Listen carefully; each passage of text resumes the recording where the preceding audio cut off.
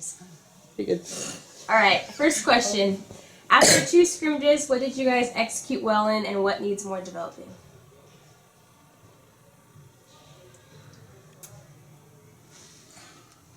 What needs more developing? Well, today was just more of a, we wanted to put a couple people, we had Amy Belleville hitting outside. And she hasn't hit outside since she was 13, so we just wanted to try some different people in some different positions and see how the team chemistry did. We did real well. This is a very tight team, and regardless of what position I put them in, we'll do really well. So I think today was just more of a instructional, kind of get us in some unfamiliar positions. Because, you know, like with Audrey, definitely was used to having Amy on one side, and now today she was on a completely other side. Jamie hitting rather than being a libero, so we always know that Jamie's one of those utility players that you can put her into any position, and even as middle, and she'd do fine. So. I think something that we did really well, despite the fact that we were like throwing people around in a different position, was communicating.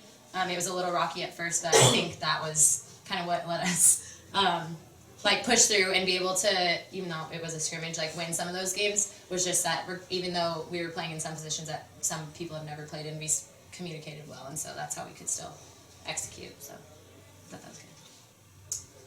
Coach Tom talked a little bit about the new coaching staff and what they'll bring, and then Audrey and Jamie talk about what you guys expect from these coaches. I had to reassess what we did last year. Last year coming in June, taking over the team in July, hitting the road in August, didn't quite have enough time to really go take a look and see who I needed coaching-wise. Bringing Dave Radford in as an assistant coach. Coached about 10 years with the club, boys and girls teams down there. Has a lot of experience. He'll take over our DSs and liberos. Sandra Ernst played middle all through high school and college. She'll take over our middle hitters. I'll continue to work with our setters, and we have a couple volunteer coaches. Ashok is he works with Pablo Lana's team right now. He'll volunteer as a volunteer coach as far as our hitters. So 5 coaches, 2 volunteers, huge staff, but it's going to definitely help this program out, and where we can specifically have individual little, when we call a timeout, you know, Audrey will definitely go with the Shook, I'll take Kelsey, and Jamie will go with Dave. We'll figure out what we need to do, and then once we get back on her as a team, it's hard for one coach to watch 7 different positions and then try and fit all of that into a minute and a half. So with different coachings, different coaching positions out there, we can definitely narrow that down in a very short period of time. Yeah, I know that I've been working with Dave a lot, and he kind of mixes things up in practice, like does stuff that we're not used to, and which is like good for us. It kind of like makes us work on stuff we didn't think we needed to work on as much, and he just brings in like excitement and like change, which is always good. I think definitely just having that many coaches is going to be a good thing, just because that's just one more eye to look at the court and say, okay, this is something you guys need to work on, when Coach Tom might need to focus on something like the bigger picture. Then we have 2 or 3 other coaches that can sit on the bench and say, and pull somebody aside and say, hey, you're not doing this little thing. So I think we just expect to be able to get a lot more detail work, and in practice too, like he said, we have a lot of good positional coaches now, so now people can focus more on working on their specific position. So I think that would be a very good thing. With a new coaching staff and new players, and then a lot of returning players, what are you guys looking forward to the most with this team? Could you say that last part again?